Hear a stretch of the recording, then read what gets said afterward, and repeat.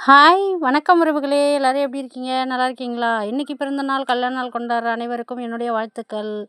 இந்த வீடியோ நேத்து நான் ஒரு ஃபங்ஷன் கிளம்பி போனேன். போறதுக்கு முன்னாடி போயிட்டு வந்ததுக்கப்புறம் ஃபோட்டோ, வீடியோ எடுத்தா நல்லாயிருக்குன்னு சொல்லிட்டு எங்க பாப்பா வந்து நான் ரெடி ஆகி போறதுக்கு முன்னாடி ஃபங்ஷன் போறதுக்கு முன்னாடியே எடுத்த வீடியோஸ் தான். கொஞ்சம் சின்ன சின்ன வீடியோ, ஃபோட்டோ தான் எடுத்தோம்.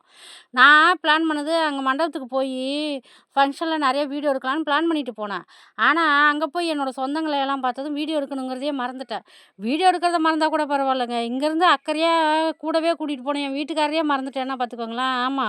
மண்டபத்துக்குள்ள போற வரைக்கும் 2 பேரும் ஒண்ணா தான் போனோம். அங்க வரவேற்புல எங்க சித்தப்பா பொண்ணு இருந்துகிட்டு, "எக்கோ எப்படி இருக்க?" அப்படின்னு கேட்டாளா, அங்க கழட்டி விட்டேன் எங்க வீட்டுக்காரர.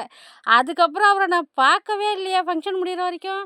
என்னுடைய சொந்தங்கள் எல்லாம் அதாவது எங்க சித்தி வந்திருந்தாங்க, எங்க சித்தி பையன் இவங்களாம் பேசிட்டு இருந்தோம். நான் எதிர்பார்க்காத ஒரு உறவு எங்க மாமா பொண்ணு. ஆமா, எங்க மாமா பொண்ணு வந்து எங்க ஊர் தான். பக்கத்து பக்கத்து தெருவு. ஆனா, நான் 2 பேரும் ஸ்கூல் படிக்கும்போதெல்லாம் ஒண்ணாவே படிச்சோம். தையல் கிளாஸ் போனதும் ஒண்ணா தான் போனோம். காலையில எழுந்திரிச்சா நைட்டு படுக்கிற வரைக்கும் ஒண்ணா தான் சுத்துவோம். நெறைய திருட்டுத்தனம்லாம் பண்ணிட்டு 2 வீட்லயும் பாரபட்சமே இல்லாம திட்டுவோங்க. 2 பேரும் சொந்தம் தானே. இங்க திட்டினாலும் 2 பேரும் சேர்த்து வச்சு ஒண்ணா தான் திட்டுவாங்க. அங்க போய் திட்டினாலும் 2 பேரும் சேர்த்து வச்சு ஒண்ணா தான் திட்டுவாங்க. இப்படி ஒண்ணும் மண்ணுமா பழகிட்டு இருந்த எங்கள கல்யாணங்கிற ஒரு பந்தம் ஆளுக்கு ஒரு திசையில பிரிச்சு விட்டுது. ஆமா, அவ விழுப்புரத்தில கல்யாணம் பண்ணிட்டு இருக்கா. நான் விருத்தாச்சலத்தில கல்யாணம் பண்ணிட்டு இருக்கேன். இதில என்னன்னா, நாங்க 2 பேருமே சாப்பாட்டு பைத்தியம். ஆல்ரெடி 2 பந்தி போயிடுச்சு.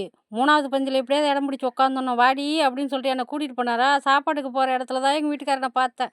சொந்தத்தெல்லாம் பார்த்த உடனே கூட வந்த வீட்டுக்காரனே மறந்துட்டல்ல அப்படின்னு திட்டினாரு. நான் சொன்னேன், ஆமா நீங்க எந்த சொந்தக்காரங்க வீட்டுக்காவது அனுப்பி விட்டுட்டாலும், என் காலையில எழுந்திரிச்சா சாயந்தரம் வரைக்கும் உன் முகரக்கட்டைய தான் பார்த்துட்டு இருக்கேன். இந்த மாரி ஏதாவது விசேஷத்துக்கு வந்தா தானே 4 சொந்தங்கள பார்க்க முடியும்.